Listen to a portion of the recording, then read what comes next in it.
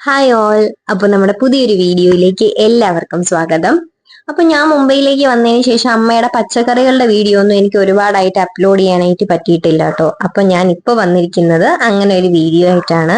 ഒരു വിളവെടുപ്പ് വീഡിയോ ആണ്. ഒരുപാടൊന്നുമില്ല, കുറച്ച് പച്ചക്കറികളുണ്ട്, അതിന്റെ വിളവെടുപ്പാണ്. ആദ്യം തന്നെ നിങ്ങൾ കാണുന്നത് വഴുതനങ്ങയാണ്. വഴുതന ഒരുപാട് ഇത്തവണ ഞങ്ങൾക്ക് കിട്ടിയിട്ടുണ്ട്. ഈ തൈകളൊക്കെ ഞങ്ങൾക്ക് ശ്രീകാര്യം കൃഷിഭവനിൽ നിന്ന് കിട്ടുന്നതാട്ടോ, ഈ വഴുതനയുടെയും തക്കാളിയുടെയൊക്കെ. കാരണം അവിടുന്ന് കിട്ടുന്ന തൈകൾ പൊതുവെ നല്ല ഹെൽത്തി ആയിട്ടുള്ള തൈകളാണ് നമ്മൾ പുറത്തുനിന്ന് വാങ്ങിക്കുന്നതിനെക്കാട്ടിലും. അപ്പൊ തക്കാളിയുടെ ഒരു പ്രത്യേകത എന്ന് പറയുന്നത്, തക്കാളി ഒരുമിച്ചാണ് അങ്ങ് പൂത്ത് കായ്ക്കാറുള്ളത്. അതുകൊണ്ട് തന്നെ ഒരെണ്ണം പഴുത്തു കഴിഞ്ഞാൽ തൊട്ടടുത്ത് നിൽക്കുന്ന എല്ലാം ഒരുമിച്ച് പഴുക്കും. അപ്പൊ നമുക്ക് ഒരു വിളവെടുപ്പിൽ തന്നെ അത്യാവശ്യം നമ്മുടെ വീട്ടാവശ്യത്തിനും, പിന്നെ നിങ്ങൾക്ക് 5-6 തൈകൾ ഉണ്ടെങ്കിൽ പുറത്തും കൊടുക്കാനുള്ള രീതിയിൽ തക്കാളി ഉണ്ടാവും. പിന്നെ നമ്മുടെ വീട്ടിലുണ്ടാവുന്ന തക്കാളി ആയതുകൊണ്ട് തന്നെ നല്ല ജ്യൂസി ആയിരിക്കും, നല്ല ടേസ്റ്റും വേറൊരു ഓർഗാനിക് ഒരു ടേസ്റ്റ് ആയിരിക്കും ഉണ്ടാവുക. അപ്പോൾ ഇതാണ് നമ്മുടെ തക്കാളി ആൻഡ് വഴുതന ഹാർവെസ്റ്റ് ചെയ്തിരിക്കുന്നത്. ഇനി നമ്മൾ പോകുന്നത് നമ്മുടെ കോവയ്ക്കക്കുട്ടന്മാരുടെ അടുത്തേക്കാണ്.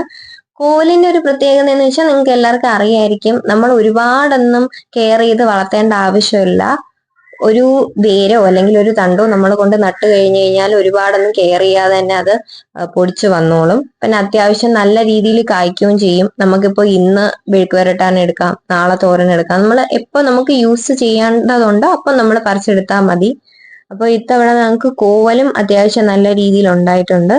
ഞങ്ങൾ യൂസ് ചെയ്യുന്നത് എല്ലാം ജൈവവളമാണ് കേട്ടോ, അല്ലാതെ വേറെ ഒരു വളവും ഒന്നും യൂസ് ചെയ്യുന്നില്ല. പണ്ടായിരുന്നെങ്കിൽ പശുക്കൾ ഉണ്ടായിരുന്നു, അപ്പോ അതിൽ നിന്ന് ഞങ്ങൾക്ക് ചാണകമൊക്കെ കിട്ടുന്നുണ്ടായിരുന്നുകൊണ്ട് ഞങ്ങൾ അത് യൂസ് ചെയ്യുമായിരുന്നു. ഇപ്പൊ പശുക്കളൊന്നുമില്ല, എന്നിരുന്നാലും വീട്ടിൽ വരുന്ന വേസ്റ്റ് തന്നെയാണ് കൂടുതലും ഇതിനൊക്കെ വളമായിട്ടിടുന്നത്.